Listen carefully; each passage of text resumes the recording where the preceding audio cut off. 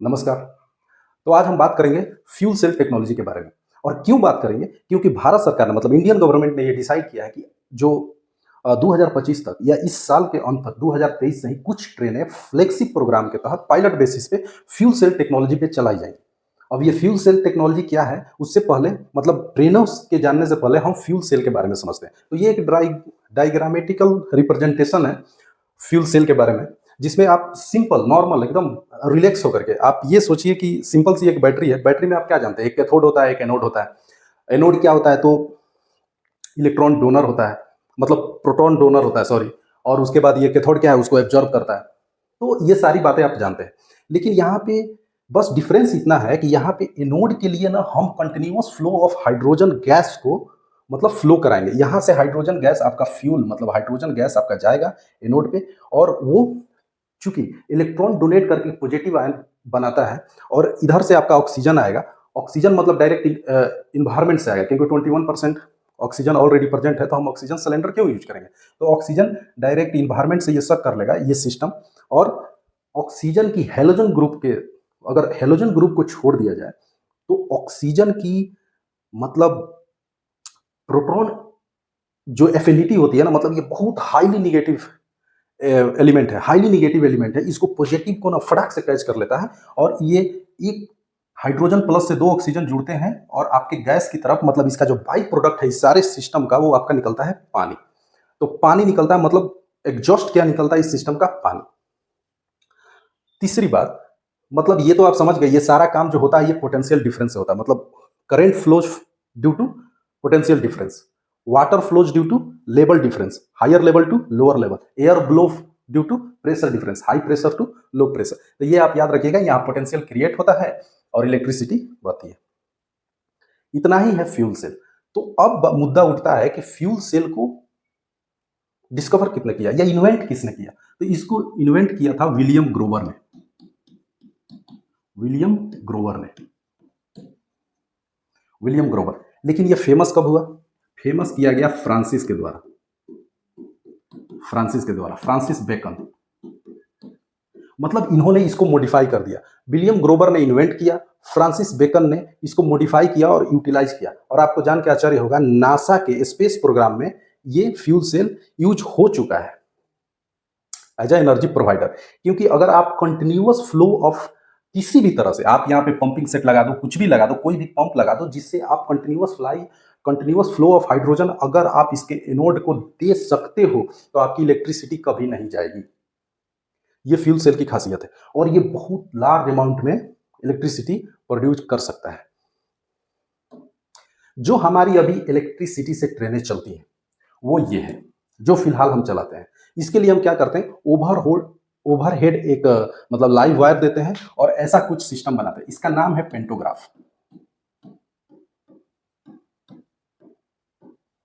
Pantograph, इसका नाम क्या है? पेंटोग्राफ। जो ऐसे उठ करके वायर में टच हो जाता है उसको क्या बोलते हैं? पेंटोग्राफ। और इस सिस्टम को, मतलब इस पूरे अरेंजमेंट को, इस तरह से ट्रेन चलाने के लिए इस पूरे अरेंजमेंट को क्या बोलते हैं? Catenary system. Catenary system, catenary system. तो चूंकि ये जब हमारे पास पहले से है, तो हमको आखिर फ्यूल सेल पे ट्रेन चलाने की जरूरत क्यों पड़ी? तो सुनिए, कहीं ना कहीं से तो इलेक्ट्रिसिटी हम पैदा करते ही होंगे। और आज भी मतलब सारा चीज अभी भारत में, अगर भारत के बारे में मैं बात करूं, तो हर जगह से या तो हमारा थर्मल पावर प्लांट, या तो कोयला बेस्ड है, गैस बेस्ड है, या ऑयल बेस्ड है। तो हर जगह से पोल्यूशन फैलता है। आज का सबसे बड़ा चैलेंज वर्ल्ड के सामने क्या है? ग्रीन एनर्जी, मतलब बिना पोल्यूशन का, जीरो। इंडिया ने सोचा है कि 2070 तक हम जीरो कार्बन हो जाएंगे। जीरो कार्बन का मतलब क्या है? मतलब जीरो कार्बन का मतलब ये थोड़ी है कि हम कुछ करेंगे ही नहीं, मतलब कुछ प्रोड्यूस ही नहीं, नहीं। हम उतना प्रोड्यूस करेंगे जितना हम ऐसे क्षमता बना ले जिसको एब्जॉर्ब कर सके।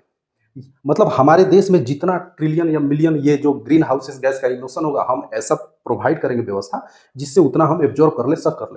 तो प्लस और माइनस, मतलब जितना प्रोड्यूस किया उतना एब्जॉर्ब कर लिया, तो फाइनल रिजल्ट इज जीरो। तो हमारा टारगेट है 2070, उसमें ही ये एक कदम है। क्योंकि जो भी आप इलेक्ट्रिसिटी सप्लाई करते हो रेलवे के लिए, जो आज पेंटोग्राफ, मतलब अगर मैं कहूँ कैंटेनरी सिस्टम से अगर चलती है, तो उस प्रोडक्शन के लिए कहीं ना कहीं आप ग्रीन हाउस गैसेस का प्लांट फैक्ट्री द्वारा बहुत सारा मतलब इमिशन होता है।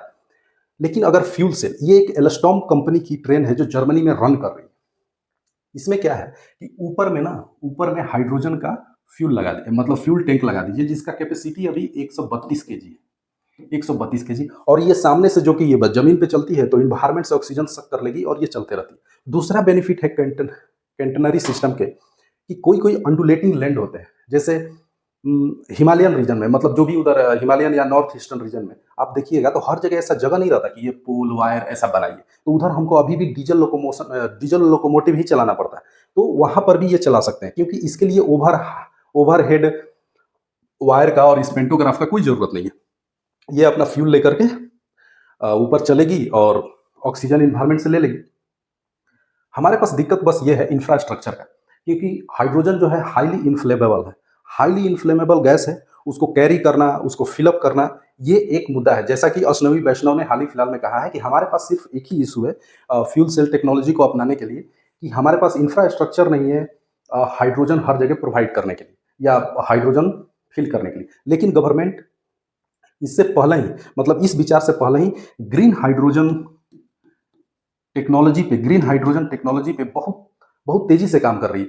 ये हमारा टेक्नोलॉजी है ना कि हम अब कार भी चलाएंगे, मतलब ग्रीन हाइड्रोजन, हम हाइड्रोजन खुद प्रोड्यूस करेंगे, remains parts of the living plant. तो इस पे बहुत अच्छे से काम चल रहा है। तो इंफ्रास्ट्रक्चर पर ऑलरेडी गवर्नमेंट काम कर चुकी है, इसलिए वो सोच रही है कि पायलट प्रोजेक्ट पे हम किसी किसी रूट पे चला करके इस ट्रेन को अभी देख लेंगे थोड़ा सा ही, उसके बाद अगर ये सक्सेसफुल हुआ तो इसको कंटिन्यू कर देंगे।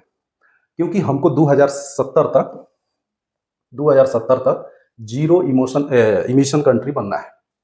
तो ये थी फ्यूल सेल टेक्नोलॉजी। और सबसे पहले एक चीज और, सबसे पहले ये गाड़ी कौन चला रहा है, मतलब फ्यूल सेल पे?